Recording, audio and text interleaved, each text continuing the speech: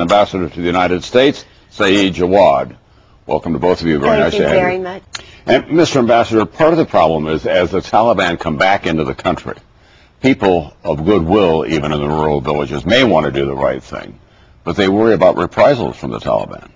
This is true. The way Taliban operates is by forcing people into submission. They don't provide an alternative to what the United States or the Afghan government is doing as far as providing educational opportunities. And the way they operate is by terrorizing people. And there is no future for such a vision. They might be able to undermine a few of our efforts as far as building more schools, but the people are truly determined. And the people are also very fortunate to have the support and the friendship of the United States and also the First Lady of the United States. Can you imagine how the situation will be for the women of Bamyan, an isolated, poor province of Afghanistan, that have witnessed with their tears on their eye the slaughter of their children, the destruction of the magnificent Buddha, to be standing on the line to shake hands with the First Lady of the United States. So there are challenges in Afghanistan, definitely, but there's also a lot of signs of progress. We are optimistic for our future. We have made a big progress. I want to share with our audience what the Wall Street Journal had to say about the situation there, in which you were quoted widely in the article, if we can, to give them a sense of the political reality that we're dealing with.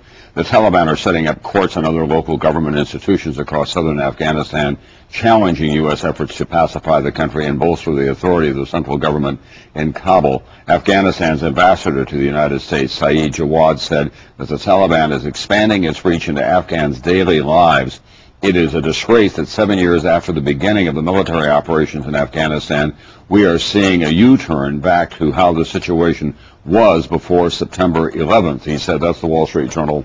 What can the central government, what should the central government, your government, be doing more of to counteract what is going on in those rural areas where the Taliban have come back in, even in a non-military way? The people of Afghanistan have done their job as far as electing a president, a parliament, in a democratic government. What my government needs is more resources to deliver services, to provide protection to our people. So in many areas where there is lack of delivery of the services because of the lack of human capital on the part of the Afghan people or the shortage of resources, the Taliban are making a comeback. It is not, they do not provide a vision for the future of the country. Therefore, more investment in building in education in Afghanistan is very important. The future of Afghanistan, of the new generation of Afghan people, of Afghan women, will depend on further investing in education to train a new generation of Afghan leaders and also to provide for true gender equality. General David McKernan, who is running American military operations there, I heard him in a briefing the other night saying we have an absence of human capital. All the lawyers, the accountants, the teachers have left the country. That's right. We have to build. And they left a long time ago. Right. It's not, and a lot of people have come back, of course. There are Afghans who have come back from, who left, before the Taliban really even. But, of course, there are a lot who haven't come back. And can you blame them? I mean, it's a very, very difficult life. And people who've built their lives in another country, in the United States or in Europe, it's hard. It's a sacrifice for them. But do we have to have a new international model? Most of the emphasis, understandably, has been on the military equation, trying to shut off the Taliban in Pakistan and fight them on the ground in Afghanistan itself.